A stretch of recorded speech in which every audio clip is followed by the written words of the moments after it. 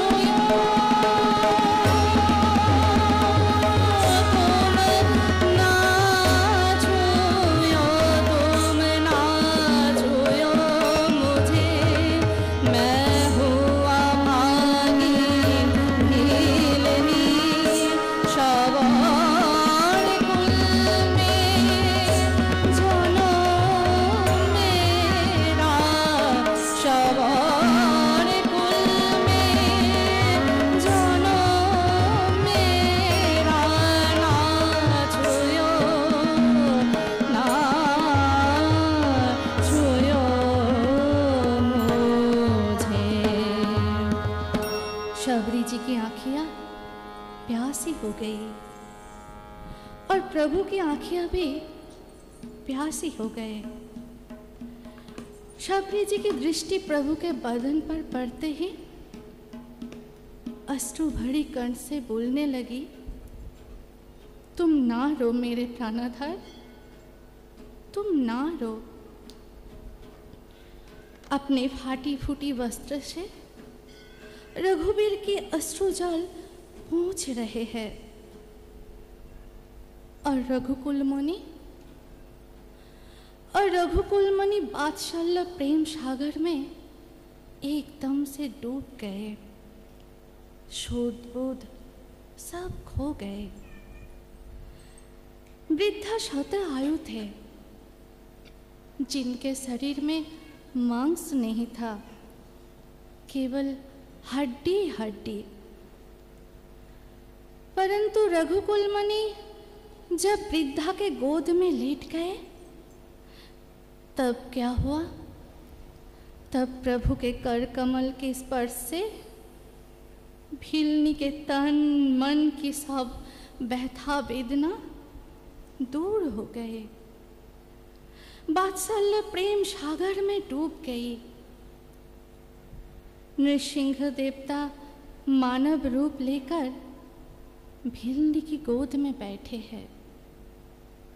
प्रेम वात्सल्य सुख की आनंद में विभोर हो गए। हिरण्यकशिपु को उद्धार करने के समय प्रहलाद को देखकर प्रेम वात्सल्य के अभाव में भगवान रोने लगे और बोलने लगे, मुझे माँ चाहिए, मुझे बाप चाहिए। तब जोगमाया ने बोली, प्रभु जी रोना नहीं, अगली मानव लीला में आपका ये वात्सल्य प्रेम का अभाव जरूर मिट जाएगा। अभिदंडक वन में वही अभाव पूर्ण हो गया। दोनों ही भक्त और भगवान प्रेम वात्सल्य रस सिंधु के तरंग में डुबकी लगाई। सबरी जी अपने दुलारे को एक टक निहार रही है और सबरी जी को निहार रहे हैं उनकी लाला। दोनों ही अतृप्त है। प्रेम वात्सल्य रस आस्वादन में तृप्त हो नहीं पा रहे हैं। ऐसा लगता है दोनों ही दोनों को पाकर अपने को जीता हुआ समझते हैं। तथापि प्रेम वात्सल्य रसदान में और पान में दोनों ही अतृप्त रह गए। पहले तो श्री राम जी सीता जी के वियोग में नेत्र आंसू बहाते थे और अब सबरी के प्रेम बस आंसुओं की झड़ी लग गई। पहले सबरी के भी नेत्र से वियोग दुख के कारण अश्रुधारा चलती थी। अब संयोग सुख के कारण अश्रुधारा बहती है। श्रोताए, दुख और शोक दोनों ही दशा में अश्रु पुलक आदि होते हैं। आज हम सब अपने को धन्य मानता हूँ, क्योंकि प्रेम भूमि रायपुर में प्रेममयी सबरी जी की कथा सुधा पान करने का सौभाग्य जो मिला, इसीलिए हम सब दीक्षित परिवार का आभारी बन गए। हे श्रद्धालु श्रोताएं, हमारे आदरणीय तथा परम प्रिय प्रधानमंत्री जब विदेश जाते हैं तब उनके सारे दफ्तरों के सभी अधिकारीगण उनके पहले ही पहुंच जाते हैं। ठीक इसी तरह लीलाधर जब भारत भूमि, लीला भूमि, प्रेम भूमि में अवतार लेते हैं, ठीक इसके पूर्व ही लीला पोरीकर भी आ जाते हैं। दंडक वन में प्रेम मूर्ति मातंग जी ठीक इसी तरह दंडक वन अर्थात प्रेम भूमि में प्रभु के लीला कार्य में लग गए। साधन भजन तप करने से वैकुंठ धाम अलभ्य ही रहता है, परंतु जीवन में साधन भजन ना रहने पर भी यदि किसी एक को भक्ति पद में और भक्त वात्सल की कथा सुनाएगा तो उनके लिए वैकुंठ धाम से विमान सदा प्रस्तुत रहेगा। विमान तो आएगा, लेकिन वैकुंठ जाने वाला का दशा भक्त संग छोड़ना बहुत ही कष्टदायक है, क्योंकि वैकुंठ से भी अधिक सुख तो भक्त संग में है। वात्सल्य प्रेम रस सागर में भक्त और भगवान अत्यंत ही वेदना के स्वर में श्री रामचंद्र पुकारे, माया। प्रेम पयोधि में प्रेम पूर्वक विहर करने के लिए भील कन्या छटपटाती थी। दंडकारण्य यानी प्रेम अरण्य में पदार्पण करते ही श्री रामचंद्र प्रेम परतंत्र भ्रमर की तरह प्रेम रस पान करने के लिए चंचल हो उठे। अभी प्रेम अर्णव में प्रेम भरी चित्रवन से हे श्रद्धालु श्रोताए, भगवान नृसिंहदेव श्री रामचंद्र विग्रह में प्रेम वात्सल्य स्नेह रस से सिक्त हो रहे हैं। लक्ष्मण जी विस्मय से आंखें फाड़ फाड़ कर भक्त और भगवान की ये मिलन शोभा निहारने रहे। सबरी जी प्रेम वात्सल्य भाव से प्रेम क्रंदन करने लगी। उनके क्रंदन को सुनकर अरण्यवासी मुनि ऋषि तपस्वियों व्याकुल हो उठे। रोदन ध्वनि से अरण्य गूंजने लगा। लंबी लंबी श्वास छोड़ते हुए सबके सब हतचकित हो गए। संपूर्ण दिशाओं रोती हुई मालूम पड़ने लगी। प्रेमी जिस स्थान में निवास करते हैं वो भूमि पावन बन जाते हैं। प्रभु श्री रामचंद्र पुकार रहे हैं, मेरी सबरी कहकर। संपूर्ण अरण्य प्रकाशमय बन गया।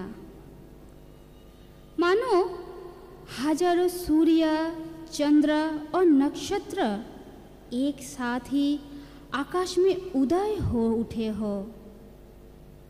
अरण्यवासियों के सामने उस दिव्यलोक के प्रकाश के सहन ना करने के कारण चकाचौंध सा छा गया। स्वयं भगवान महामाया आदि शक्ति की क्रोड़ में बैठकर अपूर्व वात्सल्य सुख का अनुभव करने लगे। वात्सल्य सुख का रसास्वादन। श्री रामचंद्र अपनी सुखद शीतल किरणों के प्रकाश से अरण्यवासी यज्ञ तपस से आक्रांत तपस्वियों को शीतलता प्रदान कर रहे हैं। विधि निषेध अर्थात ऊंच नीच का विचार नहीं रहा। श्री राम नाम में कितना आनंद है, कैसा अपूर्व रस है, सुख है। हे श्रद्धालु श्रोताए, आप लोग भी उस प्रेमोत्सव के लिए छटपटाते रहो। छटपटाहट के कारण प्रभु प्रेम के अधिकारी बन जाएंगे। हे श्रद्धालु श्रोताएं, हम लोग जानते हैं कि चुंबक लोहा को आकर्षण करते हैं, किंतु आज चुंबक रूपी भीलनी कन्या स्वयं भगवान को आकर्षण कर रही है। आप लोग ध्यान पूर्वक सुनिए।